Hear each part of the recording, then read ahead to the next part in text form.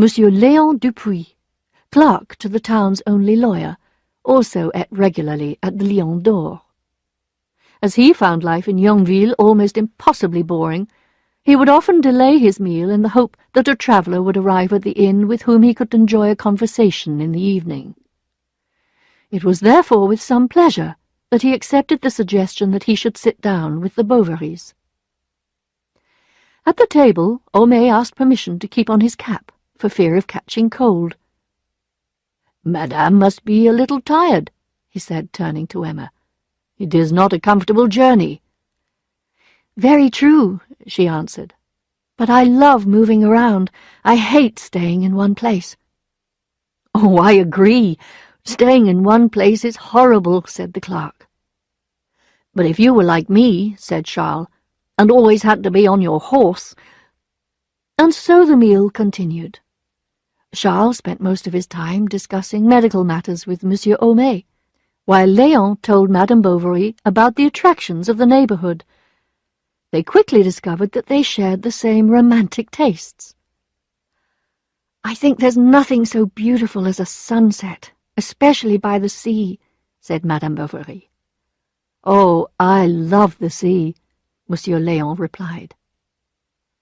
"And doesn't it seem to you, somehow, that you think more freely, and that it raises your soul, and makes you think of the endless nature of things?"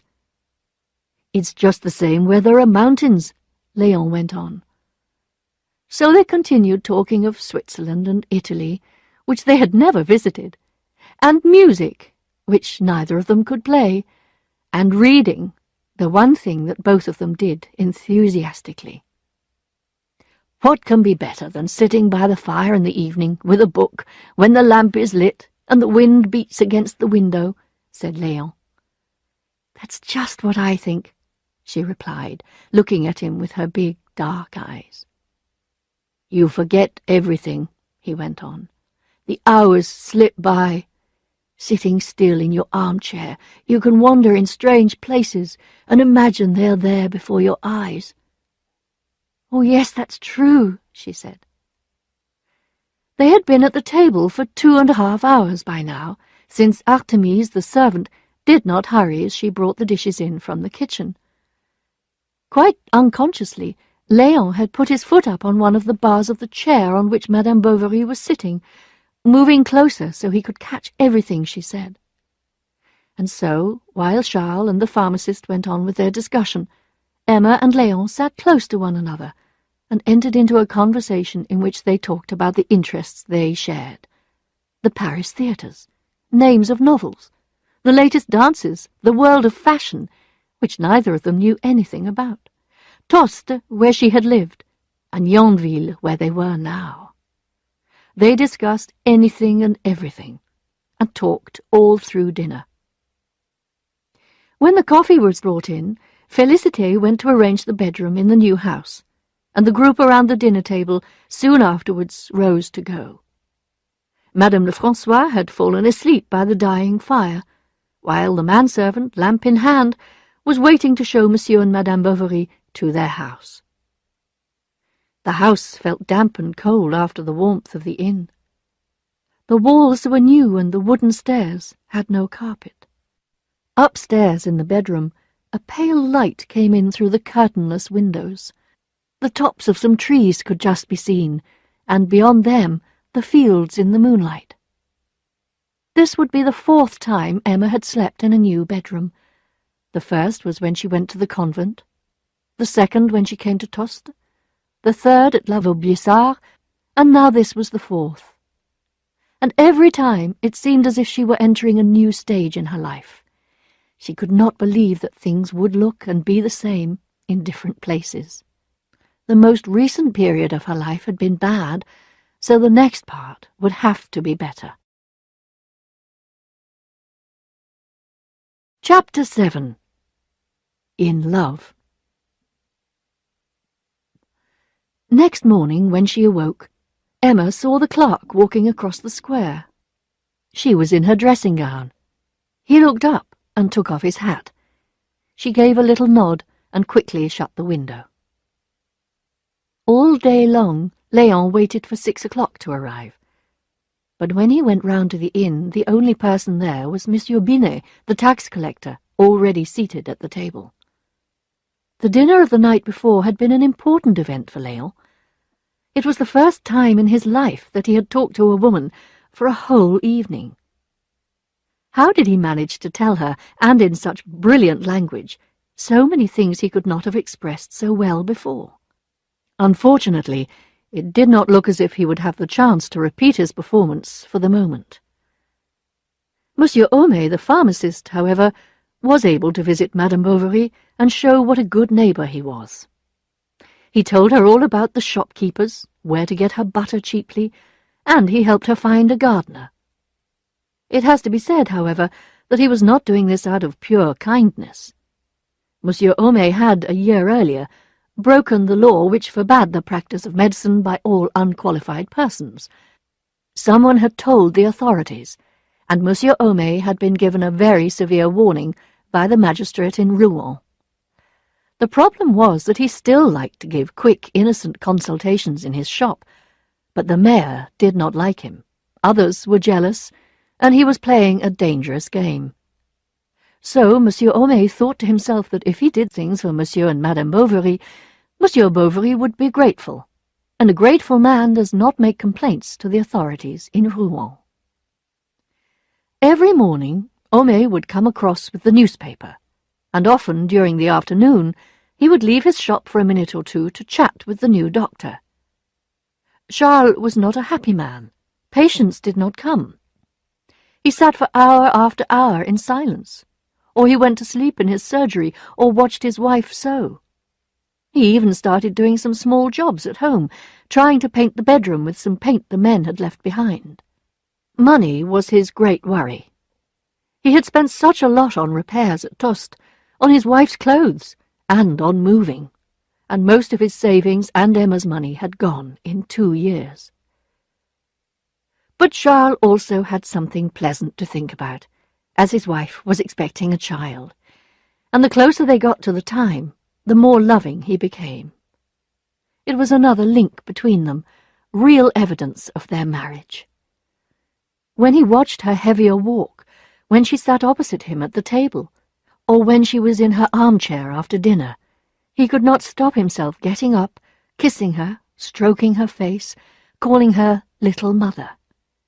The idea of being a father pleased him very much. He lacked nothing. At first, Emma was surprised by his attention. Then all she wanted was to have the baby as soon as possible, so that she would know how it felt to be a mother. Their shortage of money meant that she could not buy all the things she wanted for the new arrival, so perhaps she did not feel as much love for the child she carried as she wanted to give. But she thought about it all the time. She hoped it would be a boy. He should be strong and dark, and they would call him Georges. And the thought of having a boy somehow made her feel better. A man would be free, while a woman is always limited. She is weaker and economically dependent, and the habits of society do not permit her the same freedom.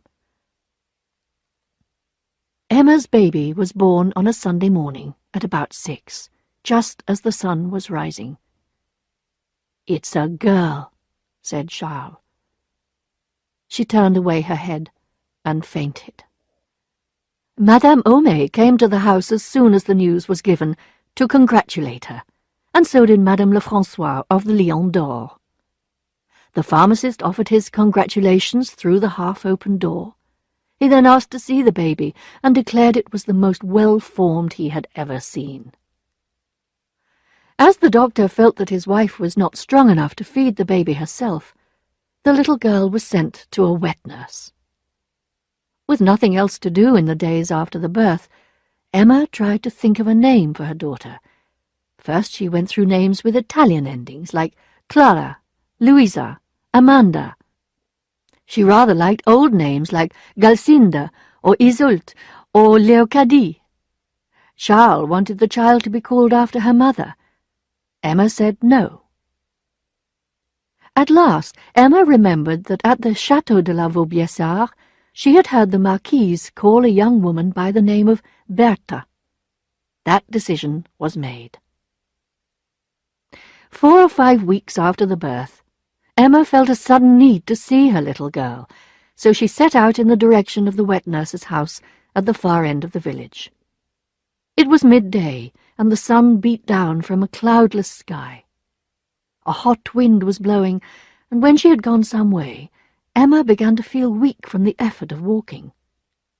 She started to think she should return home or go in somewhere and sit down.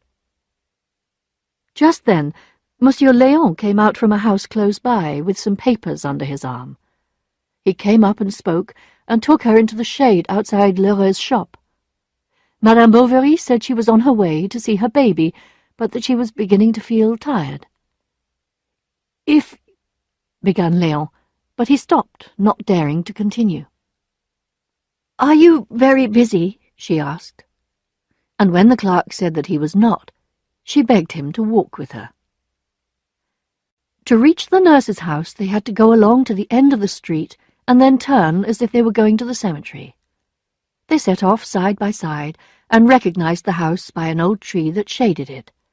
It was a low, badly maintained house with a brown roof and small, untidy garden. Hearing the gate open, the woman came out carrying a baby at her breast. With her other hand she was dragging along a poor, miserable-looking 2-year-old with spots all over his face. "Come in," she said. "Your little one is in there asleep." She went into the dark bedroom and showed Emma where the little girl was sleeping. Emma took the baby in her arms, wrapped up in a dirty blanket, and began to sing gently as she held her. Léon walked up and down the room. It seemed strange to him to see this beautiful, elegantly dressed woman in such poor surroundings. Madame Bovary saw him looking and blushed bright red. He turned away, thinking he had perhaps seemed too curious, as she gave the baby back to the nurse. It had just been sick all over her collar. Having lost enthusiasm for her baby, Emma again took Monsieur Léon's arm, and they left the nurse holding the child and waving as they went down the path. Emma walked quickly for some distance, then slowed down. As she looked around her, her eyes rested on the young man's shoulder and on his well-cut coat with its smart black collar. She noticed how his golden-brown hair was smooth and carefully brushed, and that his fingernails were longer and much more carefully cared for than most fingernails in Yonville.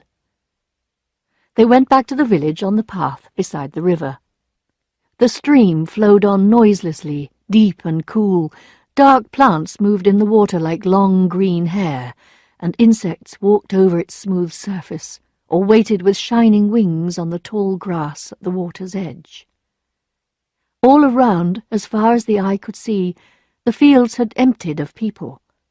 It was dinner-time in the farms, and the only sounds that fell on the ears of the young woman and her companion were their footsteps on the path, the words they spoke, and Emma's dress brushing against the grass. The garden walls were hot in the sun, and the wild plants that were growing between the stones had died. As she passed, Madame Bovary touched some of their dry flowers, which made them fall into yellow dust. They were talking about some Spanish dancers who were going to perform at the theatre in Rouen. "Will you go?" she asked. "If I can," he replied. Was this all they had to say to one another? They tried to speak of ordinary, everyday things, but all the time they felt a deep change coming over them. It was like a whisper from the soul, deep down, stronger than the spoken word. Lost in wonder at this strange sweetness, they did not speak of it or try to explain what was happening, but both felt that there could be future pleasures waiting for them. When they came to her garden, Madame Bovary pushed open the little gate, and running up the steps, disappeared from view. Léon went back to his office. His boss was out.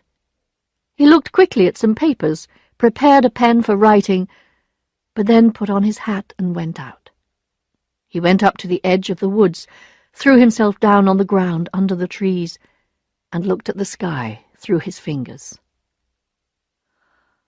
"Oh," he sighed, "I am so bored."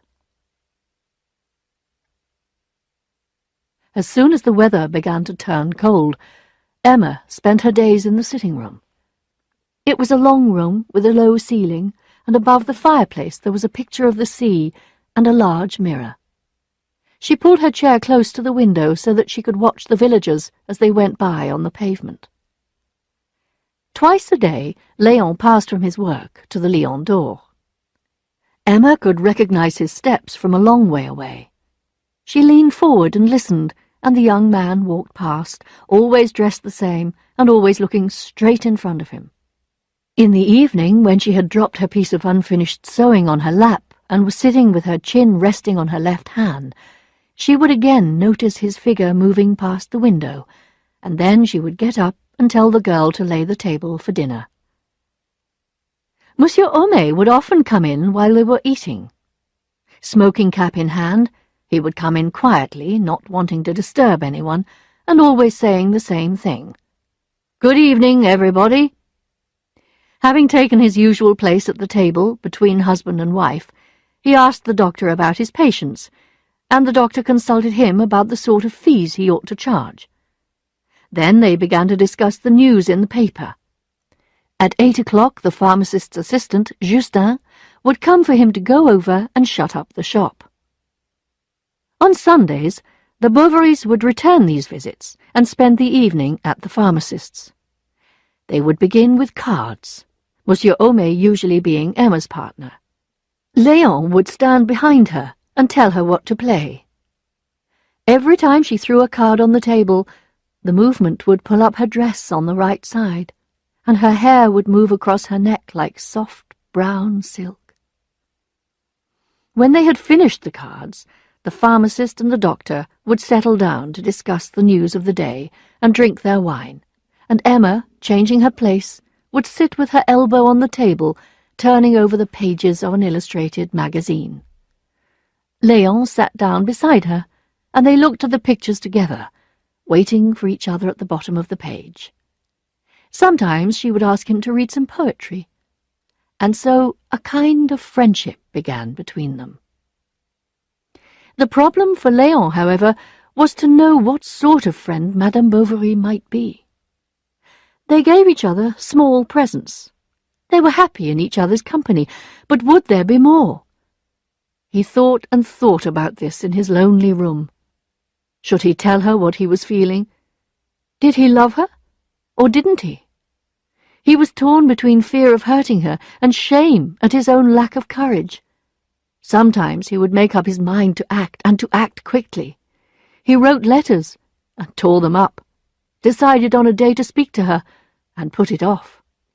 Sometimes he walked out of the lawyer's office with his mind made up, but all his courage melted when he found himself face to face with Emma, and when Charles came home and invited him to come with him to see a patient at a farm a few kilometres away, he at once accepted, and, with a bow to Madame, left with her husband. But Emma did not ask herself if she was in love. Love, she thought, was something that must come suddenly, like a great thunderstorm, blowing away your old life and carrying your heart and soul away to heaven or to hell. She never thought about the way a river can rise slowly, getting higher day by day, until after a night of rain it breaks its banks and floods the land around it. In fact, she had no idea of the danger she was in. Chapter 8. A Dream Ends.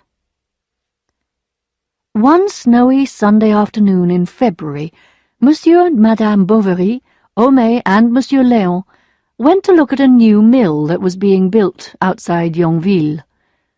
Homais had brought his children to give them a little exercise.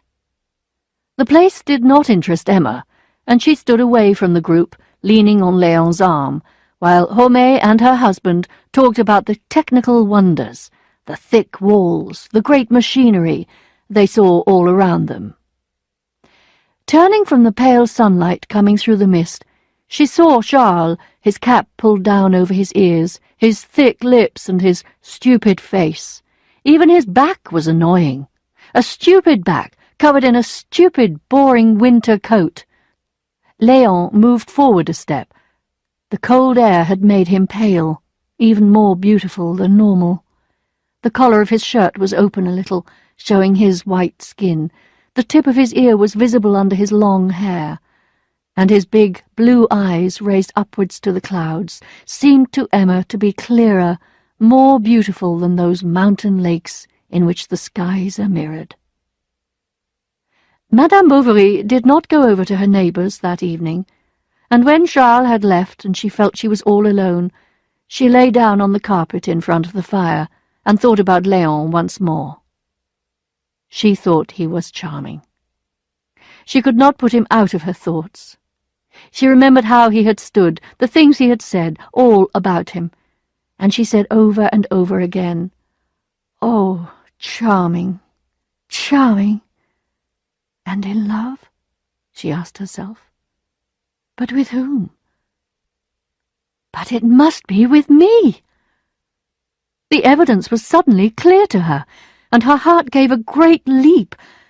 The firelight became brighter, and she turned on her back and stretched out her arms. After the first excitement, she then thought, as so many people have before, "Oh, why did this happen when it was too late? Why not before? What prevented it?" It was midnight when Charles got back. She pretended she had just woken up, and, as he made a noise undressing, she complained of having a headache. Then she asked what sort of an evening it had been. "Monsieur Léon," he said, "went to bed early." She could not help smiling. When she turned over to go to sleep, her heart was filled with a new happiness.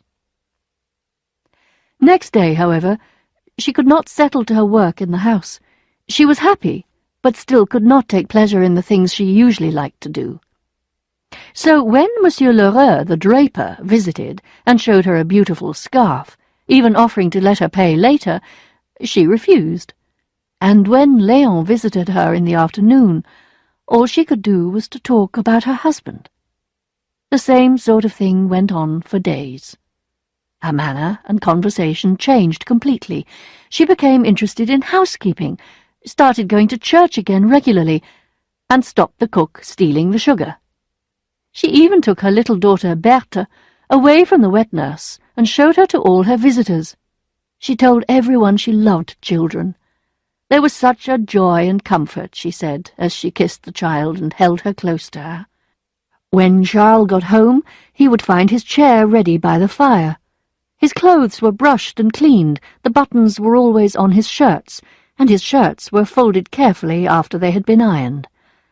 When Léon saw him at the fireside after dinner, with his hands on his stomach, his cheeks red from the meat and wine, the child crawling around on the carpet, and this elegant woman who would lean over and kiss him over the back of the chair, he would say to himself, "What a fool I am to imagine I could make her care for me." And as each day passed, Emma became thinner and paler. She was so sad and so calm, so gentle, and at the same time so distant that you felt a sort of icy charm when you were with her.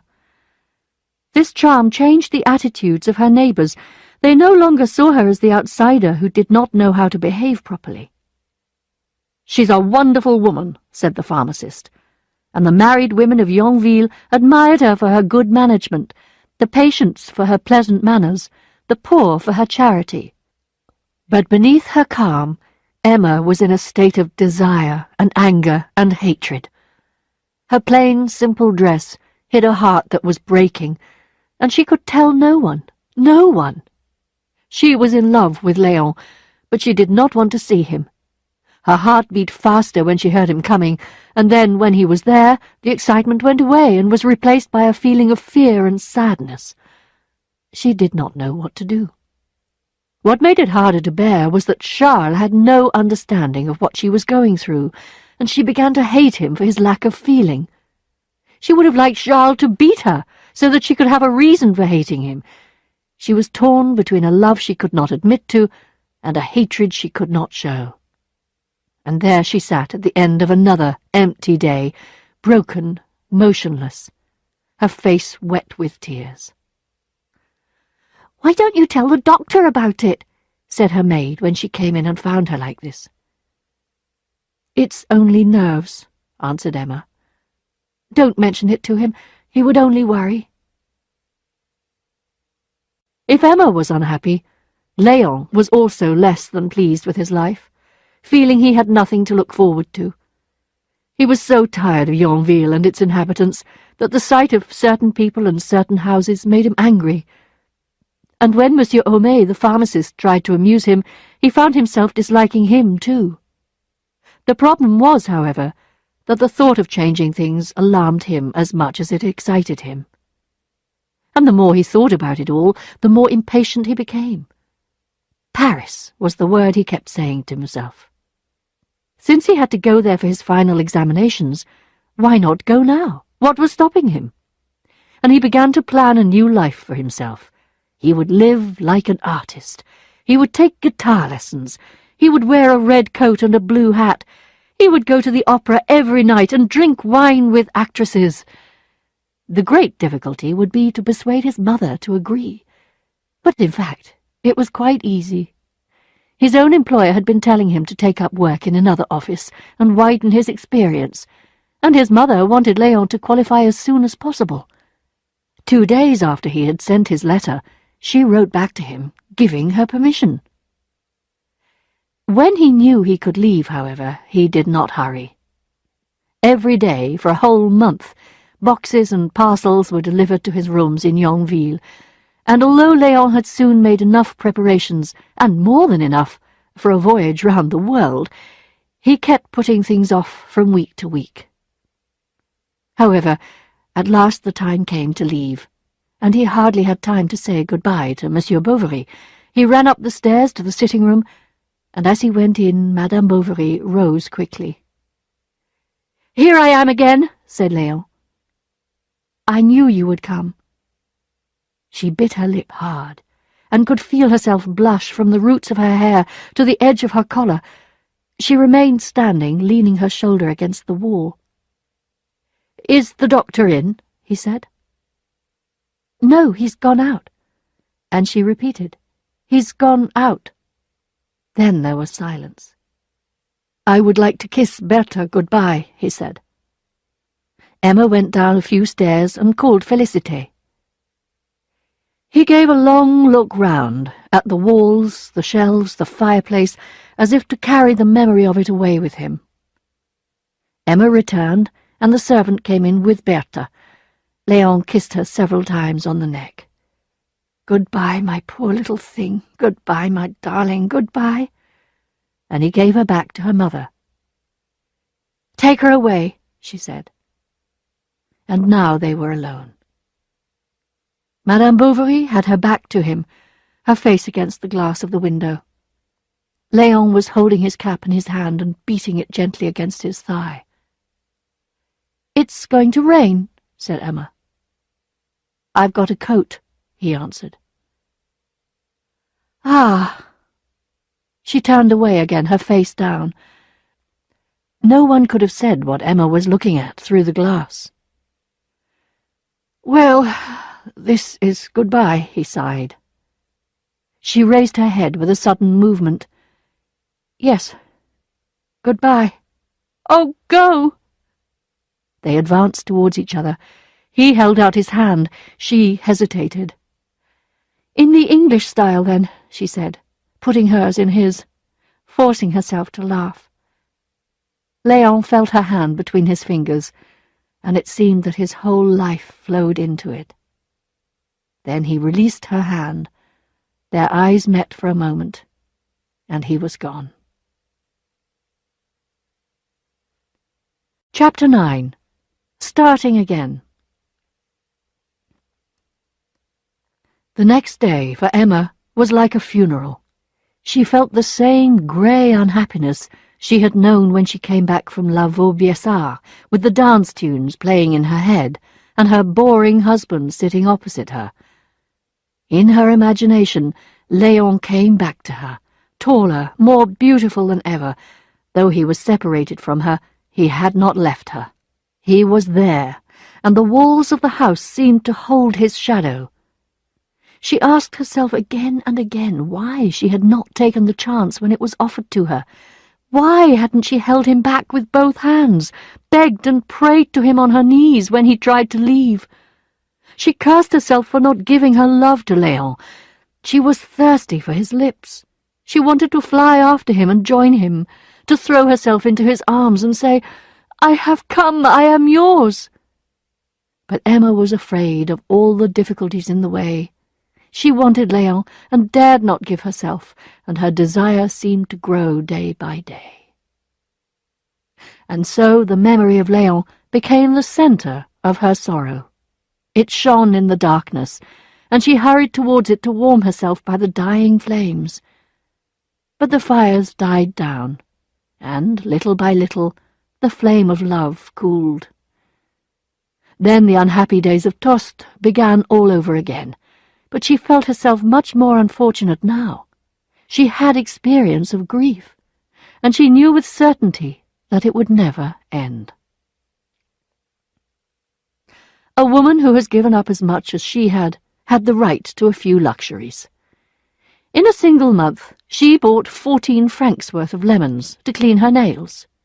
She wrote to Rouen and ordered a blue silk dress, and from Lheureux she bought the finest scarf he had in his shop. She tied it round her waist outside her dressing-gown, and would lie by the hour on the sofa with the curtains closed and a book in her hand. But despite her little comforts, Emma did not become happy. She had that tight look at the corners of her mouth, which you see in people who have failed in their lives. She was pale, white as a sheet, and she had an uncertain, hunted look in her eyes. And because she had discovered 3 grey hairs, she talked about being an old woman. Also, she had frequent attacks of dizziness. One day she spat blood, and as Charles rushed over to her, obviously very anxious, all she said was, "Ah, what does it matter?" Charles went and shut himself in the surgery and wept. Although the Bovary household had become a place of unhappiness again, life in Yonville continued as usual. People went to the church on Sundays, and on Wednesdays the market was held in the town square. From early morning the square filled up with farmers and people with goods to sell from as far as Rouen. On Wednesdays the pharmacy never emptied. Some came to buy medicine, others to get advice. Monsieur Homais was a well-known man in all the villages near Yonville, and they thought he knew more about doctoring than all the doctors put together. Emma was seated at her window and was amusing herself by looking at the crowd of country people, when she noticed a gentleman in a green coat. He was wearing yellow gloves and heavy, highly polished brown leather boots, and was making his way towards the doctor's house, followed by a farm worker. "Can I see the doctor?" he asked the maid. "Tell him Monsieur Rodolphe Boulanger of La Huchette is here." Charles came into the room, and Monsieur Boulanger presented his man, who said he wanted to be bled to cure his dizziness. So Bovary told them to bring him a bandage and a basin, and asked the maid to hold it. "Don't be afraid," he said, turning to the farm worker, who had gone as white as a sheet. "Not me, sir," he replied, and he stuck out a great arm for Charles to cut, and out shot the blood. "Hold the bowl nearer," cried Charles. "Look," said the worker. "You'd think it was a little fountain. My blood's red enough. You'd say that was a good sign now, wouldn't you?" Sometimes they feel nothing to start with. Then faintness begins, especially with big, strong people like this man here, said Charles to Monsieur Boulanger. Hearing this, the man gave a sudden movement and fell back into the chair. "I knew it," said Bovary, putting his finger on the vein. But now the bowl of blood was beginning to shake in the maid's hands, and she also turned pale. "Emma! Quick! I want you!" shouted Charles. She ran down the stairs. "Get me some vinegar," he said. "Good Lord, 2 of them at once!" "It's nothing at all," said Monsieur Boulanger calmly, as he took the maid in his arms and leaned her against the wall. Madame Bovary took hold of the basin. She bent down to put it under the table, and as she did so her long yellow dress spread out all around her on the floor. Then, as she stretched out her arm, she swayed a little, and the cloth moved with her, following the shape of the body beneath it. After a moment she went to fetch a jug of water, and she was putting some pieces of sugar in it when the pharmacist arrived to see what was happening. When things had become calmer, they began to talk about fainting attacks. Madame Bovary said she had never had one herself. "That's unusual for a woman," commented Monsieur Boulanger. "But there are some sensitive people around. I have seen soldiers faint at the sound of the big guns being prepared." Emma listened to him with admiration in her eyes. "Anyway, my man's fainting has given me the pleasure of meeting Madame," he added, looking at Emma as he spoke. He put down 3 francs on the corner of the table, bowed, and departed. He was soon on the other side of the river, on the road back to La Huchette, and from the bedroom window Emma could see him slowing down from time to time, like someone lost in thought. "Pretty little woman, this doctor's wife. Very pretty indeed. Lovely teeth, dark eyes, neat foot. She could be a Parisian. Where did she come from? And where did our fat country doctor pick her up?" Monsieur Rodolphe Boulanger was a man of 34, hard-hearted, but clever. He had plenty of experience with women, and knew how to get on with them. This latest one had attracted his attention. "The doctor looks a dull dog to me. I expect she's sick of him. He's got dirty nails and 3 days' beard. While he's out seeing his patients, she sits at home mending socks. And she's sick to death of it. Wants to live in town, go to a dance every night. Poor little woman. She's dying for love. A word or two about hearts and flowers and she'd be at your feet. But getting rid of her afterwards, that's where the trouble would come in." There was no one around, and the only sounds Rodolphe heard were the grass brushing against his boots and the cry of the insects in the fields. Once more he imagined Emma, dressed as he had seen her, and he started to undress her in his mind. "Oh, I'll have her," he cried, striking out at the earth with his stick. 2 weeks later, it was the day of the famous Yonville Agricultural Show, the most important event of the year. On the morning of the great day, the inhabitants were all out on their doorsteps discussing the arrangements. The front of the town hall had been decorated, a tent had been put up for the lunch, and the whole town was alive with activity. The crowd poured into the high street from both ends of the village. What caused the greatest admiration were 2 tall poles covered with tiny lamps, standing beside the platform where the most important guests would sit. Madame Lefrançois, the landlady of the Lion d'Or, and Monsieur Homais, the pharmacist, stood on the steps of the hotel, watching the growing crowd and the men going in and out of the Café de France, the main competition to the Lion d'Or. "Well, that won't last much longer," she said. "1 more week, and that will be the end of it." Homais looked at her in surprise. She walked down her 3 steps. "What?" she said, speaking into his ear. "Didn't you know? They're going to have to close down and move this week. It's Lheureux that's making them do it. He's got them so deep into debt." And Madame Lefrançois began to tell Monsieur Homais how the draper had lent the owners of the Café de France more money than they could ever pay back, and now they were having to sell everything. "Look," she said. "There he is, Lheureux, over there in the market. Look, he's bowing to Madame Bovary. Do look. She's got a green hat on. Do you see her? She's leaning on Monsieur Boulanger's arm." "Madame Bovary," said Homais. "Oh, I must go over and say how do you do to her. She might like to have a seat on the platform." Rodolphe saw him coming and walked more quickly, but then, as Madame Bovary was getting out of breath, he slowed down. "I wanted to avoid that fool. You know, that chemist fellow," he said to her with a laugh. Emma smiled at him. What does that smile mean, he wondered. Is she making fun of me? And he looked at her out of the corner of his eye as they walked on more quickly. When they reached the corner, Rodolphe, instead of going right into the square, suddenly turned down a side path, dragging Emma with him. "Good evening, Monsieur Lheureux," he called out. "See you later." "You did that very well," said Emma, laughing.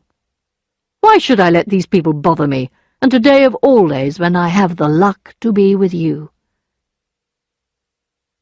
Emma blushed. He did not finish his sentence. Then he remarked on the fine weather, and said how nice it was to walk on the grass where small yellow flowers had sprung up. "Look," he said, "young girls in love use these to see if they are loved. Suppose I picked one of these. What do you think it would tell me?" "Are you in love?" she said, with a little cough. "Ah, who knows?" answered Rodolphe. The market square and the fields around continued to fill up with people. The judging was now going on, and the farmers, lined up one after another, were all crowding into a ring. There were the farm animals in a long, irregular line. Among the sleepy pigs and cows, bare-armed men were holding on to great male horses, which pulled with all their strength in the direction of the females. These stood quite still, holding their heads down, while their young rested in their shadows. By now Emma and Monsieur Boulanger had come round to the field. They discussed the people they saw, how Paris was so much more interesting than a place like Yonville, and they laughed at the fashions of the farmers' wives. "But anyway," he said, "when you live in the country—" "What's the point of looking good?" "I agree," answered Rodolphe. "Not one of these people knows when a coat is well cut and when it isn't." And they agreed that life away from town was hardly worth living. "Which is why," said Rodolphe, "I am so sad at times." "You?" she broke in with amazement. "I thought you had nothing to worry about." "Ah, yes, it seems so, but we cannot always show the world who we really are, our true selves. Whenever I look at a cemetery by moonlight, I ask myself if I wouldn't be happier lying there asleep with the rest of them." "But what about your friends? You don't think of them?" "My friends? What friends? What friends have I got? Who cares about me?" So they walked on arm in arm, ignoring the arrival of the guests of honour, Emma leaning against this strong man with such pain in his heart. As the crowd gathered to hear the speeches, Rodolphe, accompanied by Madame Bovary, went up onto the first floor of the town hall into the empty council meeting-room. He fetched 2 chairs, and bringing them close up to the window, they sat down side by side. As soon as the speeches began, people quietened down a little, and Emma leaned forward to see better. "I'd better get a bit farther back," said Rodolphe. "Why?" asked Emma. "They might see me from down below, and then I would have to give explanations for at least a fortnight, and with my reputation—" "Oh, you're making yourself sound much worse than you are," said Emma. "No, no, it's horrible, I tell you." The voice of the next speaker went on like an angry insect in the hot sun. "But," added Rodolphe, "the world may be right." "What do you mean?" she asked. "Well," he said, "don't you know that there are some people who are never at peace? People who desire dreams and action, the wildest pleasures, but after passion comes regret."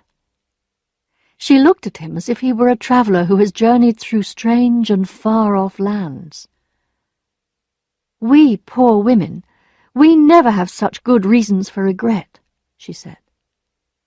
"Ah, but to behave as badly as I have does not make you any happier." "But does one ever find happiness?" "Yes, one day," he replied. The speaker continued to praise the farmers, their animals, and their rich fields. Some listened, and some began to sleep in their seats, heads falling forward in the summer heat. "Yes," said Rodolphe. "You don't have to think about it. One day you meet someone, and the horizon opens up in front of you. There are no more questions. It's as if you have already met one another in your dreams." Here he looked at Emma. "There in front of you is the jewel you have been looking for. There, before your eyes. Nevertheless, you dare not believe it. You cannot see clearly. It is as if you had just stepped out of the darkness into the light." And as he said this, Rodolphe passed his hand over his face. Then he let it fall on Emma's, who took hers away. Still the speaker read on, praising those who did their duty on the land. "Ah, there he goes again," said Rodolphe. "Duty, duty, always duty. I'm sick to death of the word. We must follow our hearts. That is our true duty." "Yes, but, said Madame Bovary, "don't you also think we must follow the laws of society?" "Ah, but there are two laws," he replied. "There is the little, unimportant, man-made law, always changing, made by fools like that one down there. And there is the other, which never changes, and is all around us, like the countryside and the blue heavens that give us light." The whole square was now crowded with people. They could be seen leaning on their elbows at every window, others standing at their doors. In spite of the silence, the speaker's voice was lost in the air. It rose in broken phrases, interrupted here and there by the sound of chairs on the stones. Rodolphe had moved nearer to Emma, and said to her in a low voice, speaking rapidly, "Don't society's demands disgust you? The best feelings, the purest thoughts are attacked, controlled, and if at last two souls do meet, they cannot unite. They will try, they will call out to each other, but sooner or later, in 6 months, 10 years, they will come together. They will love. They are born for each other." Lifting his face towards Emma, he looked closely at her. She noticed in his eyes small golden lines coming from the dark centre.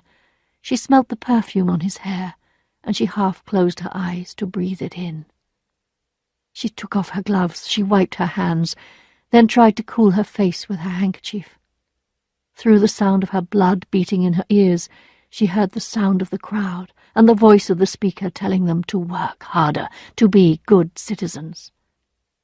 Now Rodolphe took her hand, and she did not take it away. As the names of the prize-winners in the show were read out below, he told her he had never loved anyone before her, and he would love her for the rest of his life. He pressed her hand and felt its warmth and life, like a bird held for a moment, perhaps trying to escape, perhaps responding. "Oh, thank you," he cried. "You do not reject me. How sweet you are. You know that I am yours." Suddenly the wind rose, shaking the curtains and causing the peasant women in the square to hold on to the wings of their white hats. The speaker began to speak more quickly, more enthusiastically, but neither Rodolphe nor Emma were listening. They sat and looked into each other's eyes. Their lips were dry, their bodies full of desire, and Emma no longer felt a need to resist. Down in the square the speakers continued, the prizes were given. The celebrations would be over soon. Madame Bovary took Rodolphe's arm, and he walked with her back to her house. They said goodbye at her front door, after which he went and walked in the fields near the river. Chapter 10. Presents for a Lover. 6 weeks went by, and Rodolphe did not contact Emma. "I must not go back too soon," he had said to himself. "It would be a mistake." The week after the show he went off shooting. When the hunting was over, he wondered if he had left it too long, but then he thought to himself, "If she loved me from the first day, by now she will love me even more. I will let her wait." When he saw how pale she became when he entered the room, he knew he had made the right decision. She was alone, and it was getting dark. Rodolphe remained standing, and Emma was barely able to answer his first greeting. "I've been busy," he said. "I haven't been well." "Nothing serious?" she asked quickly. "Oh, well, no," said Rodolphe, sitting down. "I didn't want to come here again." "Why?" "Can't you guess?" He looked at her again, but with such a look of love that she lowered her eyes with a blush. "Emma," he began again. "Sir," she cried, moving back a little. "Ah, you see perfectly well now that I was right not to return," he said sadly. "But I have been thinking of you, thinking and thinking till I've become almost mad. Ah, forgive me. I'll go away, far away, and you will never hear of me again. But today, somehow, it seemed that something, I don't know what, made me come to you. Who can help falling in love with someone who is so beautiful, so charming?" It was the first time in her life Emma had heard such words. She turned towards him with tears in her eyes. "Oh, how kind you are," she said. "No," he said. "I love you, that's all. You know I do, don't you? Tell me you know it. Just one word, one little word." And Rodolphe began to go down on his knees. But there was a noise of someone moving around in the kitchen, and he noticed that the door was not closed. "It would be so kind of you," he said, getting up, "if you could let me see your house. It's such a charming place." Madame Bovary said she would be happy to do this, and they were just getting up when Charles came in. "Good morning, doctor," said Rodolphe. "Madame," he continued, "was talking to me about her health. I was saying that a little horse-riding might be a good thing." "An excellent idea. You should do that, darling." When she replied that she had no horse, Monsieur Rodolphe offered to lend her one. She refused, and he did not insist, and that was the end of the visit. "Why didn't you accept Monsieur Boulanger's offer? It was very good of him," said Charles when they were alone. She said that perhaps people would think it rather odd. "Well, who cares about that?" said Charles. "Health, that's the main thing. It was silly of you." "And how do you expect me to go riding when I haven't got the right clothes?" "We will get you some," he replied. The promise of new clothes was enough to make Emma change her mind. When Emma's riding clothes were ready, Charles wrote to Monsieur Boulanger saying that his wife could go any time, and that they were grateful for his kind offer. Next day, Rodolphe appeared at Charles's door with 2 horses. He had put on a pair of new riding boots, telling himself that she had certainly never seen anything like them before, and Emma was charmed with the way he looked. As soon as he felt the grass under him, Emma's horse started to move more quickly, and Rodolphe came along beside her. Every now and then they exchanged a word or two. She rode with her head a little forward, her hand well up and her right arm stretched out, and she let herself follow the movements of the horse. They rode on like this for 15 or 20 minutes until, at the top of a small hill, the horses stopped. It was early in October, and a thin mist was spread over the land. Sometimes the sun would shine through a break in the clouds and light up the distant roofs of Yonville, with the gardens near the water, the yards, the walls, and the church. Emma half closed her eyes to see her house, and never had this poor village in which she lived seemed so small. After a moment, Rodolphe and Emma turned off and rode along the edge of the wood.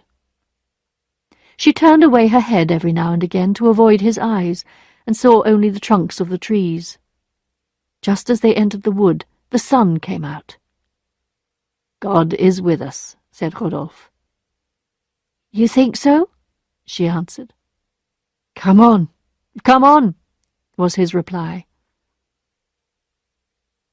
The path narrowed as they went into the wood, and sometimes, to keep away the branches, he rode close up to her, and Emma felt his knee rubbing against her leg. The sky was blue now, and not a leaf moved. They got down from their horses, and Emma walked a little further down the path. Rodolphe came up behind her, stretched out his arm and put it round her waist. She made an effort to break away, but he continued to hold her, so she turned and walked back towards where they had stopped. "Oh, stay," said Rodolphe. "We must not go yet, stay." And he took her to a little pool, whose surface was covered with small green water plants. "It is wrong of me, wrong, wrong," she cried. "I am mad to listen to you." "Why? Emma, Emma!" "Oh, Rodolphe!" she cried, dropping her head against his shoulder. With a deep sigh she threw back her head, giving her white neck to his kisses, and almost fainting in tears, her whole body shaking with emotion, hiding her face in her hands, she surrendered herself to him. When evening began to fall, the sun, shining through the branches, was bright in her eyes. Everywhere was silence. She could feel her heart as it began to beat again. She could feel the blood moving through her body like a stream of milk. And then, far, far away, beyond the wood, on the hills across the valley, she heard a cry, strange and distant, a voice that hung in the air, and she listened to it in silence. Rodolphe was standing with a cigar between his teeth, cleaning his fingernails with a small knife. They returned to Yonville by the way they had come. They saw the tracks of their horses in the soil, side by side, and there were the same bushes and the same stones in the grass. Nothing about them had changed, but for her something had happened, something more surprising than if the mountains had fallen into the sea. When she was alone in her room after dinner, she looked at herself in the mirror and was amazed at her own face. Never had her eyes looked so big, so dark, so deep. It was as if she had become another woman, and she kept saying to herself over and over again, "I have a lover, a lover." From that first day they wrote to each other every night. Emma took her letter to the end of the garden near the river and put it in a gap in the wall. Rodolphe would come and take it and put another in its place, and always she complained that his letters were too short. The time she had with him was too short too, so whenever Charles was called out early, Emma got up, threw on some clothes, and ran through the fields to Rodolphe's house. At this early hour Rodolphe would still be asleep, and Emma seemed like a spring morning coming into his room. Laughing, he would pull her towards him and down onto his breast, and afterwards it would take them a quarter of an hour to say goodbye. Emma would burst out crying. She would have liked to stay with Rodolphe always and never leave him any more. But one day, when she came in unexpectedly, a look of annoyance passed over his face. "What's the matter?" she said. "Don't you feel well? Tell me." At first he said nothing, but then, looking very serious about it, he told her that he was worried about these early morning visits. People would start talking about her. They needed another meeting place. Rodolphe said he would look out for a house outside Yonville where they could be together, but all through the winter, 3 or 4 times a week, and when it was quite dark, the only place they could find was Emma's garden. They would come together there after Charles had gone to sleep. The cold made them hold each other tighter. Their eyes, though they could hardly see them in the growing darkness, seemed bigger. On wet nights they would take shelter in the surgery. She would light one of the kitchen candles, and Rodolphe made himself quite at home. The sight of the bookcase and the desk, everything in the room, in fact, seemed to amuse him, and he could not stop himself from making all sorts of little jokes about Charles. This did not please Emma. She would have liked him to be a little more serious, a little more dramatic. But Rodolphe felt no need to change his ways, and was, in fact, becoming a little bored with Emma's delicate emotions and sensitivities.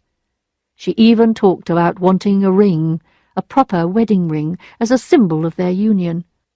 He never spoke to her now as he used to, saying the sweet, tender things that had made her cry with happiness. He never kissed her and held her in the old way. No, that great love of theirs, on whose waves she had been carried away, seemed to be growing shallower beneath her, like the waters of a river in a dry summer, and now she could see the mud that lay beneath it.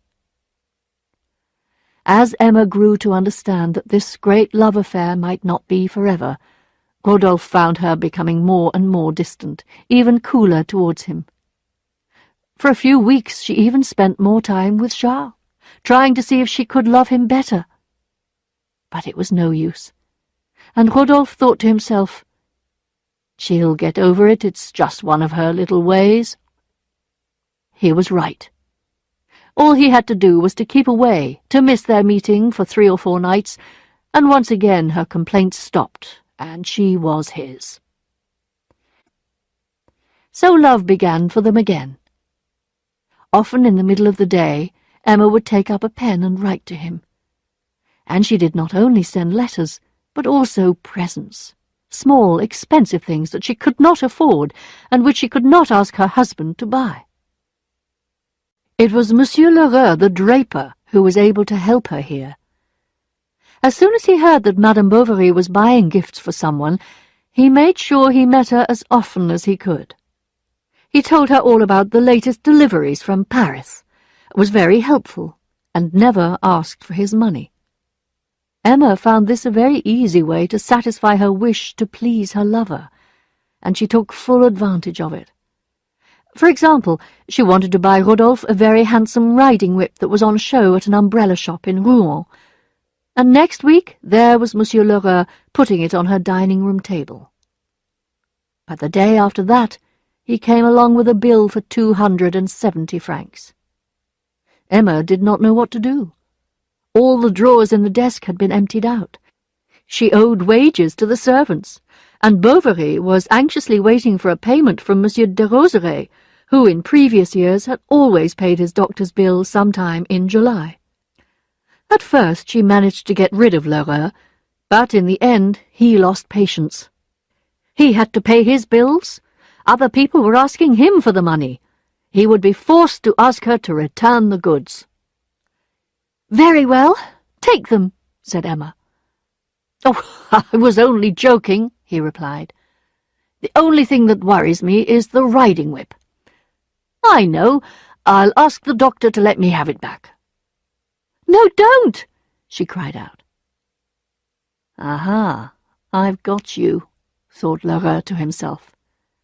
And, sure of being on the right track, he went out, saying under his breath, "Right, we shall see. We shall see." She was wondering how she was going to get out of this difficulty when the maid came in and put a little packet on the table. "From Monsieur de Roseray." Emma took the envelope and tore it open. It was enough money to pay her debts. She heard Charles coming up the stairs, and, without thinking, she threw the money to the back of the drawer, locked it, and took out the key. 3 days later, Lheureux reappeared. "I want to suggest an arrangement," he said. "If, instead of the sum agreed, you would—" "There you are," said she, putting the 400 francs in his hand. She was safe for the moment, but what would happen next time? What could she do to escape? Her dream now was to go away with Rodolphe. One night, when they met in the garden, and she was at her saddest and most beautiful, he asked her what he could do to help her, to bring back the smile to her face. "What must we do? What do you want?" "Take me away," she cried. "Take me from here. Oh, I beg you." "But—" Rodolphe began. "Yes?" "What about your little girl?" She thought a minute or two and then answered, "We'll take her with us. It's the only thing to do." "What a woman," he said to himself as he saw her disappear. Someone was calling. But now Emma believed that she would be able to escape, and this became her only topic of conversation with Rodolphe. She would lean her head on his shoulder and whisper, "Ah, when we are in the coach, can you imagine it? Is it possible? It seems to me that the moment I feel it moving, it will be as if we were going up in a balloon, as if we were going to the clouds. Do you know, I'm counting the days. Aren't you?" Never had Madame Bovary looked so beautiful as now. Charles thought her as delicious as on the day she became his bride. When he came home late at night, he did not dare to wake her. The night lamp threw a ring of light on the ceiling as she lay sleeping beside her daughter. Charles would stand and look at them, dreaming of the future, of his beautiful wife and his growing child. But he was not in Emma's dreams. She was heading for a new land in a coach pulled by 4 white horses and with her lover by her side. She was so certain she would be leaving that she sent for Monsieur Lheureux and ordered a heavy travelling coat and a travelling case. She told him to keep the things at the shop when they arrived, and she would collect them in a week or 2. It was, in fact, the following month that they were going to run away. She would leave Yonville as if she were going shopping in Rouen. Rodolphe would have booked the seats, arranged the passports, and written to Paris in order to have the mail coach all to themselves as far as Marseille. There they would buy a carriage and go right through to Genoa. In all this planning, the child was never mentioned, and Rodolphe avoided any reference to her. Perhaps Emma had given up the idea of taking her. However, Rodolphe then found he needed a fortnight to complete certain business matters. Then, after a week, he needed another fortnight. Then he found he was not feeling very well, so there was another delay, and then he went away on a journey. The whole of August went by, and finally, after all these delays, the date of their departure was fixed for the 4th of September, a Monday. On the evening of their last Saturday in Yonville, Rodolphe came to see her earlier than usual. "Is everything ready?" she asked. "Yes." "You're sad," said Emma. "No, why?" "Is it because you're going away?" she went on. "Leaving the things you love, the things that have been your life?" "Oh, I understand. But I have nothing in the world. You are everything to me, and so I shall be everything to you." "Oh, what a lovely night," said Rodolphe. "We shall have many more nights together," she answered, and then, as if speaking to herself, she went on, "Yes, it will be good to travel. But why is my heart so sad? Is it fear of the unknown, or the break with all I have been used to, or else— No. It is because I am too happy in my happiness. How weak I am. Forgive me." "There is still time," he exclaimed. "Think, you may regret it later." "Never!" she cried. The clock struck 12. "Midnight," she said. "Tomorrow is already here. We have just one more day to wait." He rose to go. "You've got the passports?" "Yes." "You haven't forgotten anything?" "No." "You're sure?" "Quite sure." "You'll be waiting for me at the Hôtel de Provence, won't you? At 12 o'clock? He nodded. "Tomorrow, then," said Emma, and she watched him go. He did not look back. After a few minutes, Rodolphe stopped, and when he saw her white figure disappear into the shadows, his heart began to beat so wildly that he had to lean against a tree to keep himself from falling. "What a fool I am! But never mind, she was a fine little woman." And as he said it, Emma's beauty, the thought of all the times they had had together, came back into his mind. For a moment, tears came to his eyes, but then he felt a wave of anger against her. "After all," he cried, "I couldn't just go and bury myself alive like that, and have to look after the child, too. And think of the worry, the expense. Ah, no, it would have been too silly." Chapter 11. Goodbye. The letter Rodolphe wrote that evening ended with the words, "I shall be far away when you read these sad lines. I have made up my mind to go at once, so that I cannot see you again. I shall come back, no doubt, and perhaps one day we shall talk together of the time when we were lovers. Your friend." As she read these words the next morning, Emma's first thought was to kill herself. Life no longer had meaning. How could she eat another meal, sit in the same room as her husband? Rodolphe, how could she live without him? The room started to spin around her. Nothing was still. She could not see, and everything went black. Then Charles was shouting for help, Bertha was screaming, and Félicité, the maid, with shaking hands, was loosening her mistress's clothing. Emma herself lay stretched out on the floor, shaking from head to foot. "Speak, speak," Charles kept on saying. "Emma, it's me, your own Charles, who loves you. Don't you know me? Here's your little one. Kiss her, Emma." The child stretched out her arms to her mother to put them round her neck. But Emma turned away her head and cried, "No, no, no one!" She fainted away again. They carried her up to bed. She lay there, her mouth open, her eyes shut, her hands open, quite still. The tears ran from her eyes onto the pillow. For 43 days Charles never left Emma's side. His patients had to take care of themselves. He called in Monsieur Canivet in consultation. He sent to Rouen for Dr. Larivière, his old master. He was desperate. What scared him most was Emma's depressed condition. She did not speak, took no notice of anything, and did not even seem to suffer, as if her soul and body were both resting after the shock through which they had passed.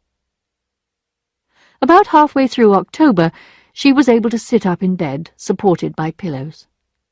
Charles cried when he saw her eating her first piece of bread and jam. She began to recover her strength and got up for an hour or two in the afternoons, and one day, when she was feeling much better, he persuaded her to walk a little in the garden, leaning on his arm. So they went, arm in arm, to the bottom of the garden and its low wall. Slowly she looked up, and, shading her eyes with her hand, she looked away, far, far away, into the distance. But there was nothing on the skyline, except the smoke of burning grass on the hills.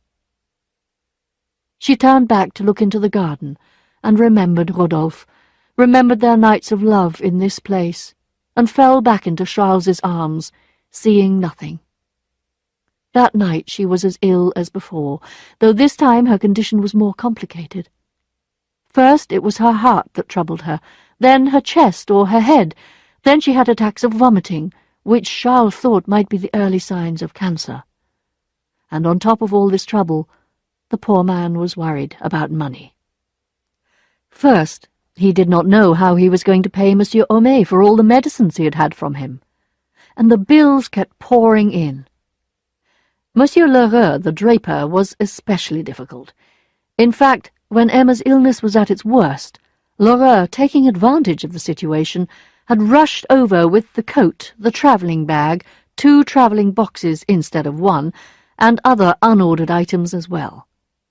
Charles, of course, said he had no use for them, but it was no good. The goods had been ordered, and the draper was not going to take them back.